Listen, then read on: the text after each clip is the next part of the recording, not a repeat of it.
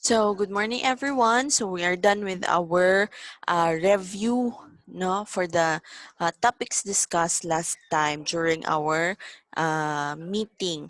So, today class, we will discuss the remaining chapter for Big Picture A, which is Unit Learning Outcome C.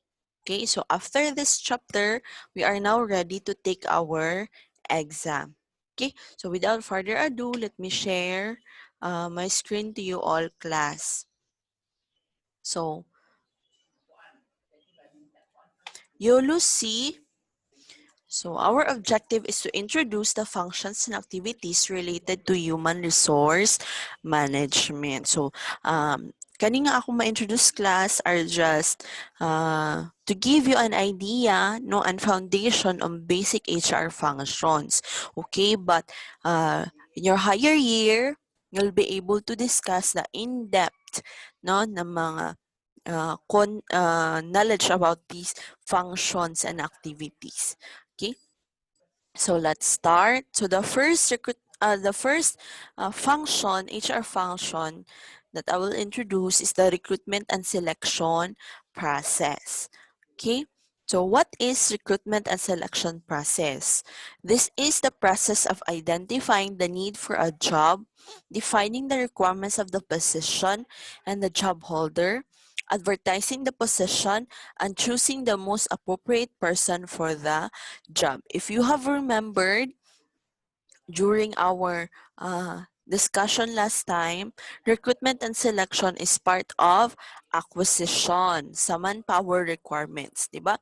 Acquisition, finding the right person for the job. Okay?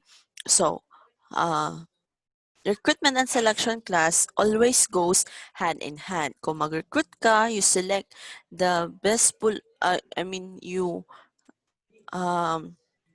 invite the best pool of applicants, should ang process of selecting the best applicant. Okay? Recruitment and selection goes hand in hand. Partner dyan sila class. Okay, but first, before for us to understand better recruitment and selection process, as an HR practitioner, we must first understand these three concepts. Okay, number one, we have employment funding. Number two, recruitment process and recruitment methods. Okay, so we will discuss it one by one. So what do you mean by recruitment funding or employment funding? So employment funding is also called employer branding. So this class is the activity wherein the company um, promotes themselves to the uh, applicants. This is the way um, the company communicates to its applicants. Mura siya og we are stating the purposes why you should work with us. Okay, this is important class, especially if you have competitors in your industry and you want to look for the best applicant. Okay, so imuhadjong establish ang imuhang employment branding class. Okay, so this refers to the effort by employer to promote themselves as a good place to work. Yes, and then employment branding has become more important as more and more firms vie for a limited pool of key talent. Just like what I've said, since daghan mo sa industry, you compete with other industries, and you want to look for the best applicant. So employment branding class is a long-term process kay gina-build magud nimo ang imuhang image, na maingon ka nga, so kung motrabaho ka gingon ani na company is jud ka, dili ka basta-basta because that company is very standard, na kanang dagko og sweldo, they care to their employees. That is our branding. Okay, so While the employee must impress the employer also has to appeal to talented individuals. Okay, so dili lang ang employee ang mag-compete, no, nga ipa-impress ang ilang self. At the same time, si employer mismo mas appeal, no, mag-show off gyud na siya class, no, to talented individuals. No, mayon jud na si company nga diri mo sa mo trabaho, no? So that is employment branding. Next, so the increase in employment branding is also due to greater demand from customer for businesses that are more socially and ethically aware. Employers that take care of their employees are well received, and therefore businesses are increasingly investing resources in driving perceptions of themselves as a great place to work. Okay? For example, uh, daghan ang compete to work to Google, 'di ba? So why? Because Google is a company that is conducive ang workplace, no? And then they allow their employees to work at their own pace. Pabayaan lang jud sila class. They have different areas, no, na pwede sila mag-work. Napod sila yung place na pwede sila mag-nap, and then na ay breastfeeding area. Tapos pwede po nila dalo ng ilahang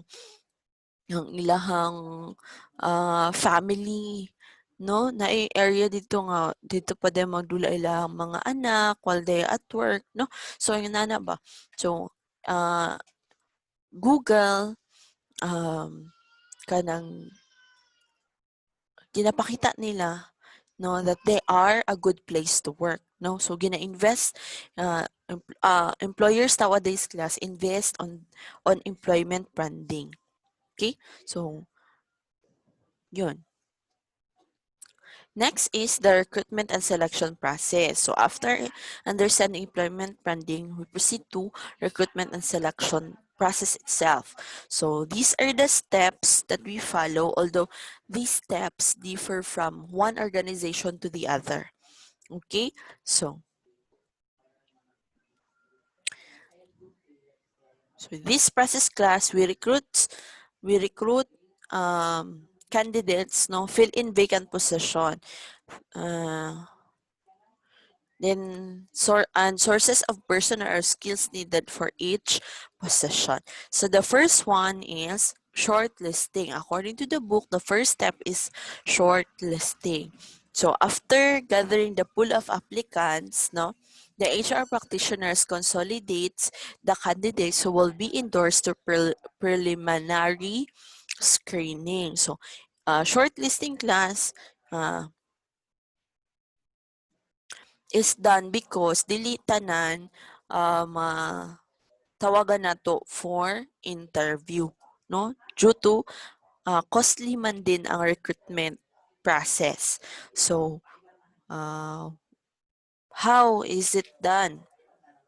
So, 'di ba magbasa man ta og resume and your application letter. So, si ano, si uh, call that HR practitioner, screen na niya to, i-shortlist na niya to basing on the documents you have presented. So, ano naman na nimo class, ma-differentiate who are the best, no, applicants who meet the minimum requirements.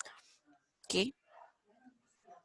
Next, preliminary interview. So, this part class, you'll be able to meet your applicants personally. Okay? So, in preliminary interview, dili pa niya siya in-depth na interview class, but this is the way, no, na ma-validate ni HR practitioners the information provided by the applicant. Okay?